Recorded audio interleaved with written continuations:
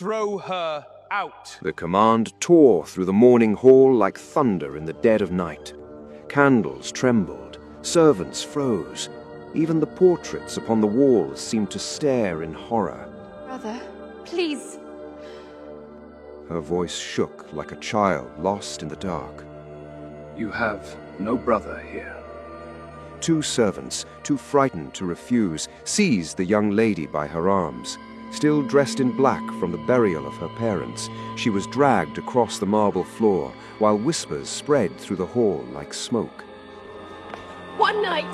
Let me remain one night in Mother's chamber. Only one night. He descended the staircase slowly, each step echoing like judgment.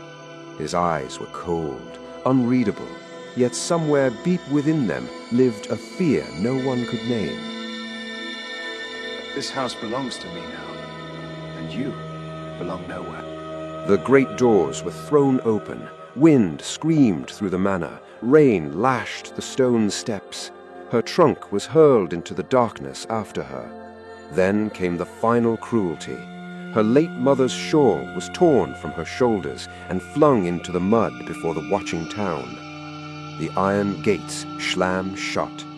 She was outside, he was inside, and everyone believed the matter was finished. But behind locked walls, an old servant trembled beside a hidden key. Beneath the chapel floor, a sealed chest waited in silence. Inside a faded letter, one sentence could destroy a powerful man forever. For the lord who claimed the estate stood upon stolen ground. The blood in his veins carried no right to the name he wore, and the sister he cast into the storm was far more dangerous than she appeared. Before dawn, the first crack would appear in the walls of his perfect lie. How did a brother become his sister's greatest enemy? Why did the bed leave secrets buried in stone? And who was the shadow watching from the road that night? Stay with me as we return to where it all began. And before we begin, tell me in the comments where you are watching from, and if you love stories of betrayal, hidden truths, and glorious revenge, subscribe now for more unforgettable tales. The Hawthorne estate had never known a silence so heavy. Only 3 nights earlier, every corridor had been filled with shouting footsteps, slammed doors, and desperate prayers as Duke Frederick Hawthorne fought for breath in his chamber. The old Duke had returned from inspecting flooded tenant farms in a bitter storm, soaked to the bone and burning with fever by morning. Though physicians were summoned from town, their powders and leeches did little. He weakened quickly, his once commanding voice reduced to a rasp. Duchess Helena Hawthorne had not left his bedside for a moment. She held cool cloths to his brow, read scripture beside the fire, and refused sleep. When the Duke finally breathed his last just before dawn, the Duchess let out one broken cry, clutched her chest, and collapsed beside the bed. Before the church bells finished tolling for one death, they rang for 2. Now black crape hung from every window of the manor. Mirrors were covered in mourning cloth. Candles burned low in silver stands, filling the halls with the scent of wax and smoke. Servants moved quietly in black uniforms, their eyes swollen from grief and exhaustion. In the kitchens, untouched pies had gone cold, loaves of bread remained uncut, and trays of spiced broth sat forgotten. No one had appetite for food in a house where both master and mistress were gone. Lady Adelaide Cromwell stood near the entrance hall fireplace, still numb from sorrow. She wore a plain black gown, her face pale, her hands clasped tightly before her. She had not yet entered her mother's room since the burial. The thought of seeing the empty bed was more pain than she could bear. She only wanted one final night beneath the roof where she had been born. Across the hall, Lord Charles Wensley showed no sign of mourning beyond the black ribbon tied carelessly to his sleeve.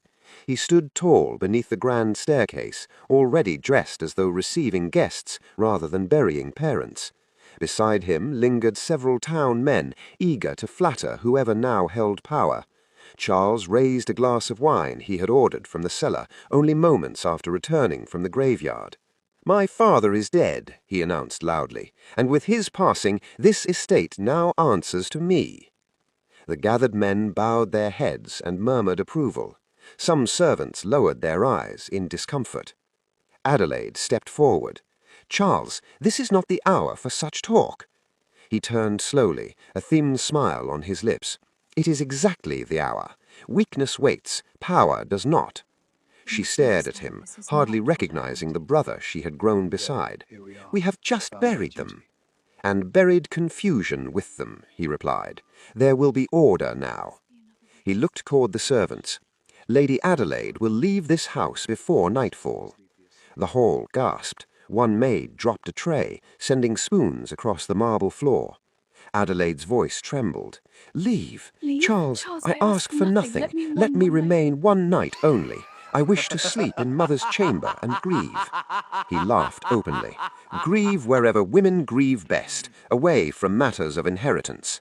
Tears filled her eyes. "This is my home. This is my estate," he snapped. Women are burdens to be married off, not heirs to be obeyed. He snatched the bell cord and ordered 2 footmen forward. They hesitated until he shouted again. Adelaide's small trunk was carried from the stairs and hurled through the open doorway into the rain-soaked courtyard. Clothes spilled into the mud.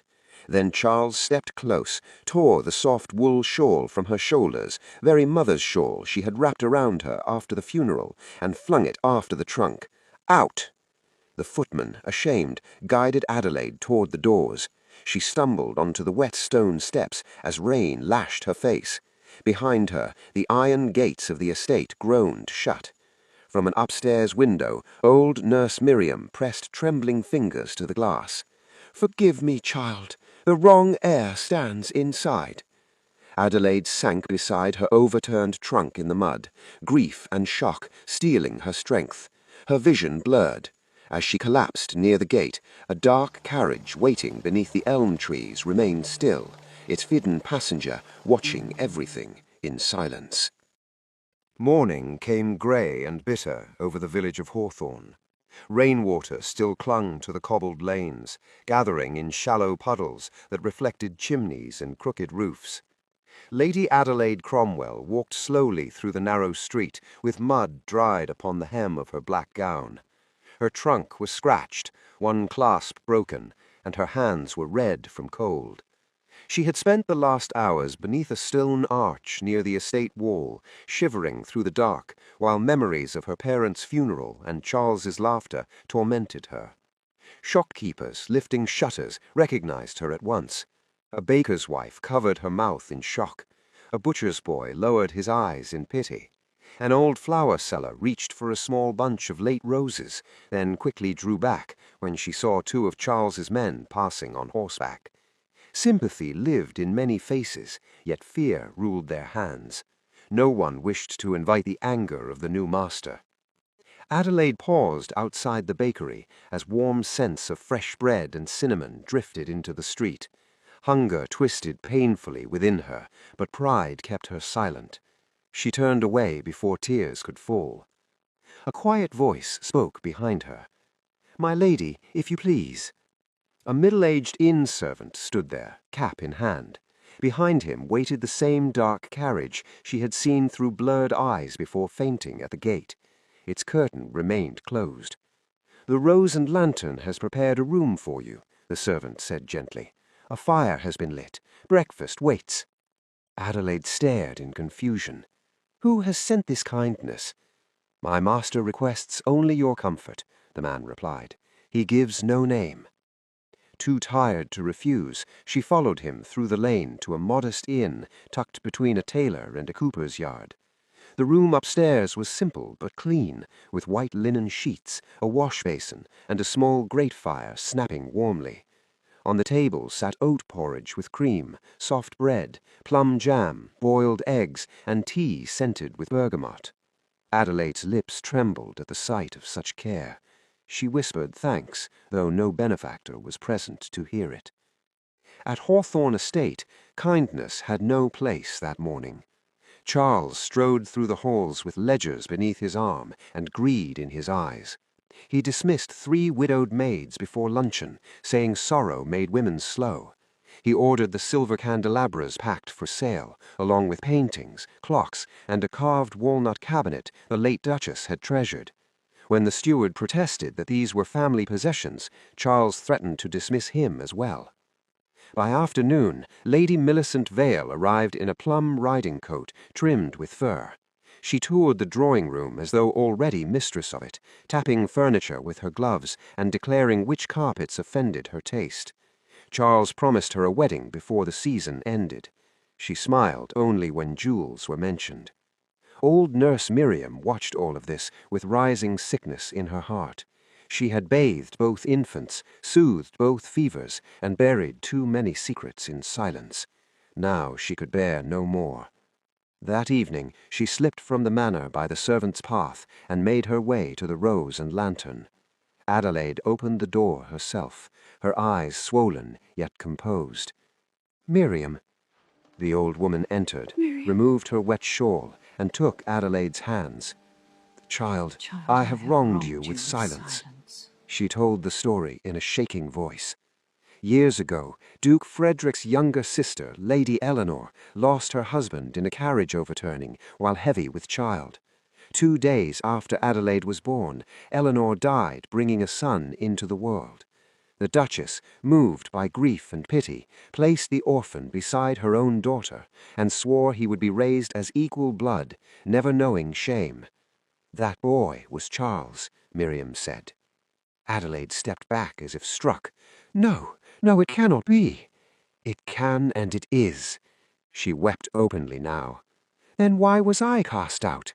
"Because mercy raised him, but greed made him." Adelaide sank into a chair, her whole life shifting beneath her feet. Miriam leaned close and lowered her voice. "Proof still exists, my lady." Adelaide looked up through tears. The nursemaid glanced toward the shuttered window. "Hidden where no man would search."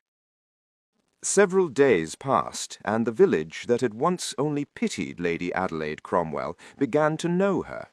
Though she owned little more than 2 dresses, a comb, and the small room at the Rose and Lantern, she carried herself with the quiet dignity of one born to better halls. Each morning she tied back her hair, rolled her sleeves, and asked where she might be useful. She mended torn coats for labourers whose wives could not sew. She repaired stockings beside the inn window with neat, patient hands, while children gathered to watch the needle move. She read letters aloud for old men whose eyes had dimmed with age, speaking slowly so they could hear words sent by sons working in distant towns. She wrote replies for widows who could not hold a pen steady enough for their grief. When a mother fell ill, Adelaide spent half the night rocking a feverish child until the little boy slept. She asked no coin from any of them. Soon, warm loaves, apples, broth, and jars of honey began appearing at the inn door. The baker's wife sent sweet buns glazed with sugar. The butcher's boy delivered a parcel of lamb bones for soup. Even those who had turned away in fear now bowed respectfully when she passed. They had feared Charles because he held power. They loved Adelaide because she gave kindness. The mysterious stranger continued to visit, though never with display. Sometimes a hamper of fresh fruit arrived. Sometimes coal was delivered for her fire.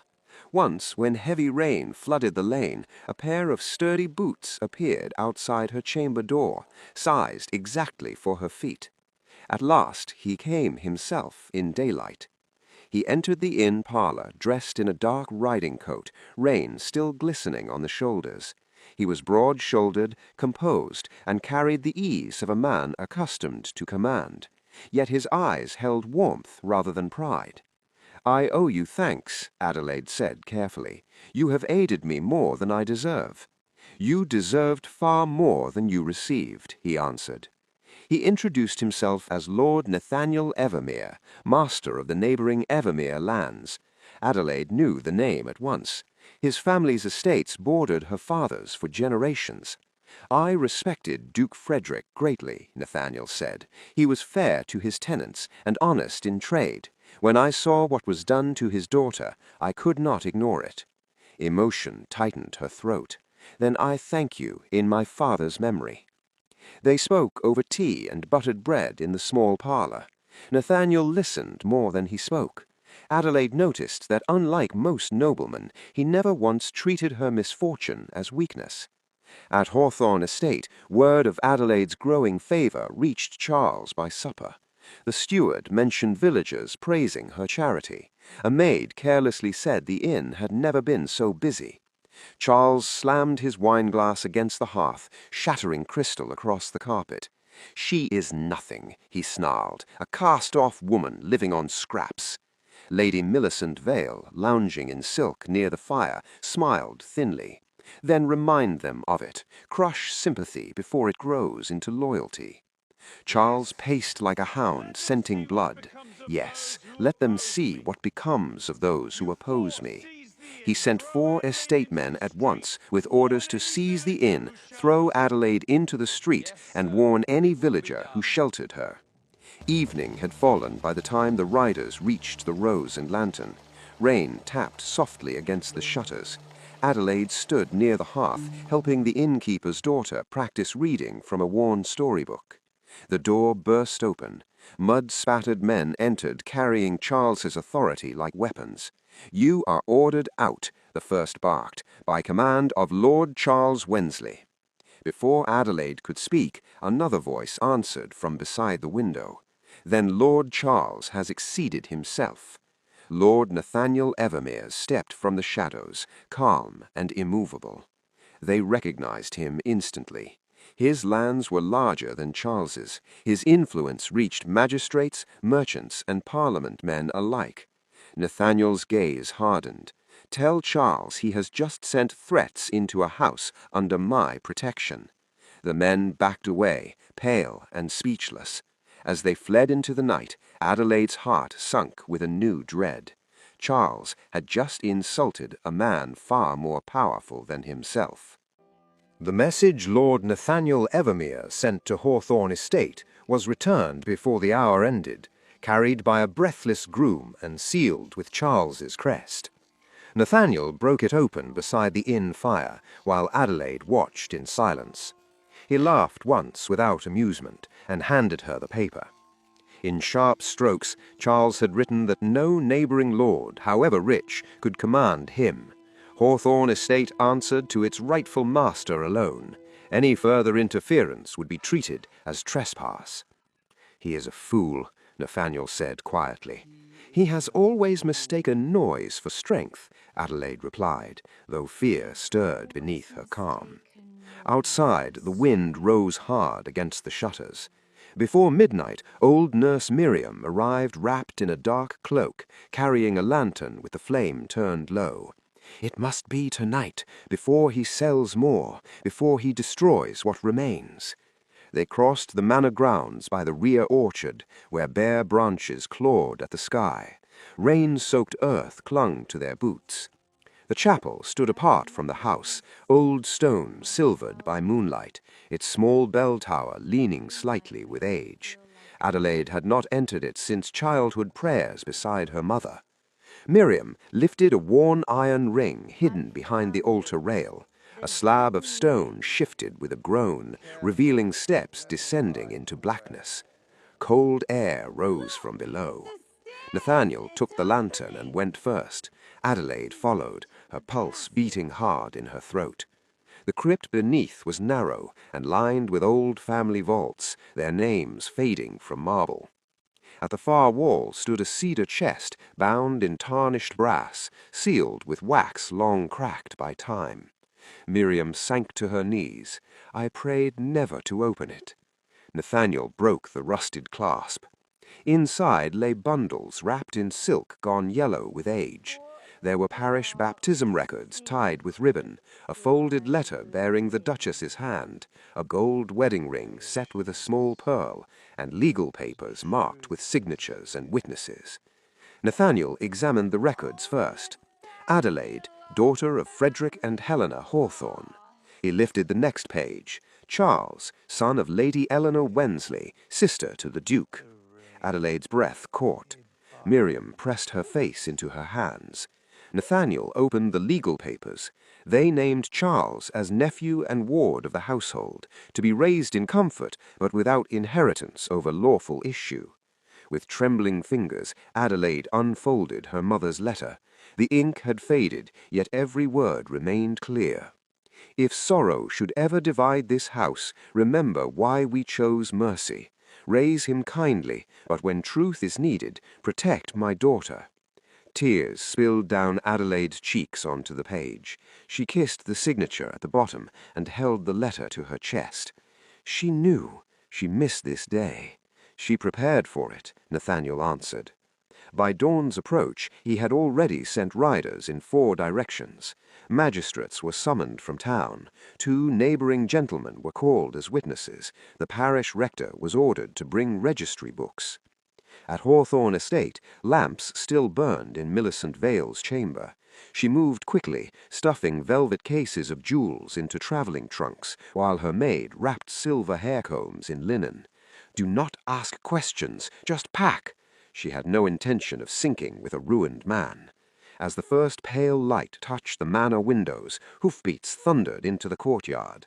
A town officer stepped inside, carrying an official summons. Lord Charles Wensley was ordered to appear before the whole town at sunrise. By sunrise, the square before Hawthorne Estate was crowded shoulder to shoulder. Tradesmen left their stalls unopened. Maids stood with aprons still tied. Farmers came in muddy boots, and ladies in travelling cloaks leaned from carriages to witness the spectacle. A long table had been placed near the iron gates for the magistrates and witnesses. The morning air was sharp, carrying the smell of wet earth and chimney smoke. Lord Charles Wensley arrived from the manor in a dark coat trimmed with silver buttons, walking as though the estate itself bowed beneath his steps. He glanced at the crowd with open contempt and took his place before the table. "This insult will cost dearly," he declared. "I am master here." No one answered him. Lady Adelaide Cromwell stood beside Lord Nathaniel Evermere a short distance away. She wore a plain dove-grey gown borrowed from the innkeeper's wife, yet she seemed more noble than anyone present. Though pale from recent hardship, her back was straight and her eyes steady. The chief magistrate broke the wax seals and began to read. First came the parish records. Adelaide, lawful daughter of Duke Frederick Hawthorne and Duchess Helena Hawthorne. Then Charles, born to Lady Eleanor Wensley, younger sister to the Duke, and entered into the household after her death. Murmurs rippled through the square. Next came the guardianship papers, signed years earlier by witnesses now present. Charles was to be raised in comfort and honour as family, but without claim above lawful issue. Gasps spread like fire through dry grass. Charles's face drained of colour. "He's a forgery," he shouted. "Lies purchased by jealous enemies." The rector stepped forward with the original church ledger. The ink, the dates, the signatures all matched. Then Adelaide's mother's letter was read aloud. Many wept hearing the words of a dead duchess asking mercy for an orphan child, while warning that her daughter must be protected if truth were ever needed. Charles staggered back as though struck. His claim died there before every eye. Millicent Vale, dressed richly in plum silk, stepped from the manor doorway. Charles turned toward her desperately. "Millicent, speak! Tell them who I am!" She lifted her chin. "A man who misled me." Her voice carried clearly. "I never loved you. I admired the estate." Laughter and shock burst through the crowd. Without another glance, she climbed into her waiting carriage, taking her trunks and jewels with her. Charles spun toward the servants at the gate. "Seize these papers! Remove them all!" No one moved. The steward looked away. Footmen stood like statues. Maids who once trembled now watched him with cold satisfaction. At a nod of the magistrate, the gates were drawn wide. The same gates Charles had slammed against his sister only days before, now opened in full honor. Adelaide walked forward slowly over the gravel drive. The servants bowed as she passed. Some were openly crying. She entered not as an outcast, but as rightful mistress of Hawthorne Estate. Charles dropped to his knees in the dirt, clutching at the hem of her gown. "Adelaide, forgive me. I was angry. I was misled. Do not cast me out." She looked down at him calmly, the morning light touching her face. "You called kindness weakness. Now learn what mercy costs." She turned to the magistrates. "He shall receive a small cottage on the North Lane, enough food for 1 season, and nothing more." The crowd roared approval. Nathaniel stepped beside her, removed one glove, and bowed deeply. "Lady Adelaide, you have shown grace in suffering and dignity in victory. If ever you would allow it, I ask for your hand." A hush fell, then cheers rose louder than before. Adelaide smiled for the first time since her parents died. "I will consider it kindly, my lord." Laughter warmed the square. Bells began ringing from the chapel tower as though the estate itself rejoiced. Yet later, while old trunks were being carried from the attic, Nurse Miriam discovered one final sealed letter in the Duchess's hand, marked only with Adelaide's name and the words, "To be opened when all is restored." So, the sister cast into the cold returned in honor, while the brother, who worshipped power, learned that stolen crowns never last. But what secret waits inside the Duchess's final letter? Tell me in the comments what you think it contains. If you enjoyed this story, subscribe now for more unforgettable tales of betrayal, justice, and royal drama, and let me know where you are watching from.